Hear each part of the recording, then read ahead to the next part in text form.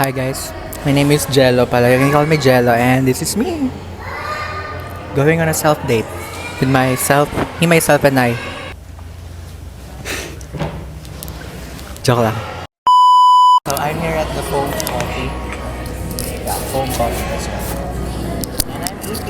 And I'm eating my lunch. Kanina habang nag-order ako, sabi ko, pa-order po ng Fuji Kyoto Hojicha.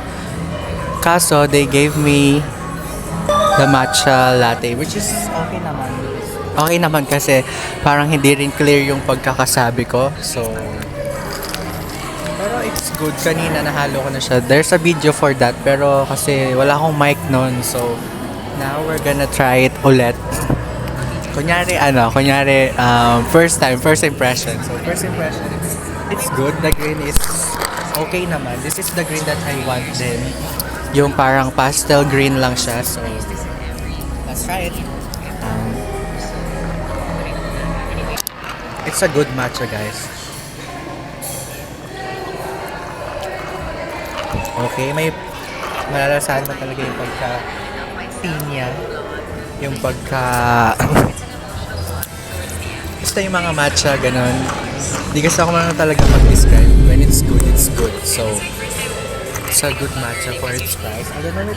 I don't know kung magkano yung price niya, but I think it's 220 ata. So, I'm just gonna put it down.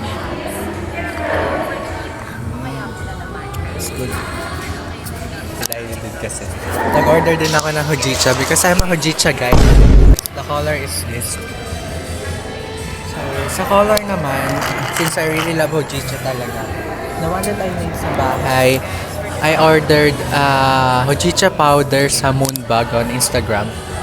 Mas darker siya dito. And I tried Hojicha in other cafes. Pero isa pa lang yung na-try ko sa Tomorrow Coffee. Mas darker siya dito.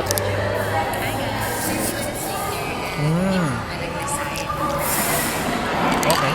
So when I'm trying a Hojicha, tinitingnan ko yung pagka-chocolatey niya kasi when you taste Hojicha, may mag-feel ka na para daw siyang chocolate or cocoa taste.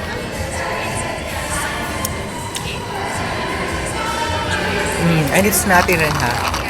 Kapag nilunok mo na siya, mararamdaman mo yung sa dulo. Like parang may ganun or parang basta may pagka-nutty taste siya sa dulo. And also one of my sign na the Hojicha is good, yung may paglansa siya na factor sa dulo. I have the resibo na parang hindi naman sabihin, ano ba yan, nagka-cafe siya tapos hindi niya alam yung mga pangalan. Ito na. Why is it dalawa? Kasi may isang syungang nag-order na hindi niya inayos yung pagsasalita niya. Kaya ang naintindihan nila matcha yung in-order niya. Pero Hojicha talaga. So, that's me. Uji Matcha Foam Latte for 220 pesos. I think goods naman siya for its price and I think they use outside milk. May linamnam yung milk niya. So that's when you know they use outside. Ito naman, Uji Hojicha Latte. It's 220 rin, same as the matcha. Oh yeah, they use also outside, so get it. Chicken cheese naman, it's 230 pesos. For its price, it's good na rin kasi marami na rin siya and I think parang hindi ko na siya kayang ubusin. Pero I'm gonna ubus it kasi hindi ako naka-budget. Agad-agad lang akong gumastos. Yan, wala na tayong baon hanggang January siguro. So, but at least I'm happy. I'm not crying like last night. So, we're gonna eat na lang.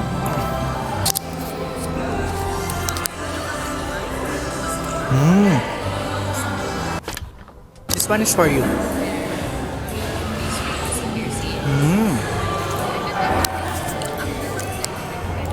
Yeah. Two drinks. So, diba, layo ng mic. Pero I ordered 2 freaking drinks kasi nga nahihiya ako hindi ito yung in-order ko. Pero this one I like kasi. So, additional information about me pala. I'm a very sentimental guy and I love to keep things na kung ano naman. Feeling ko I'm gonna put this on my notebook na yeah, let's do that. Whenever you have something na like it's a gift wrapper or paper bag or something that is, you know, alam mo yung hindi siya, paano ba sabihin?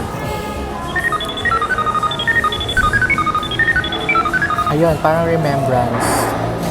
You can do some, parang gugupit-gupit yung mga ganyan scrapbook tapos you write message about that na today, December 12th, I went to Phone Coffee and I treated myself a self-date. So, yeah, I think we're gonna do that.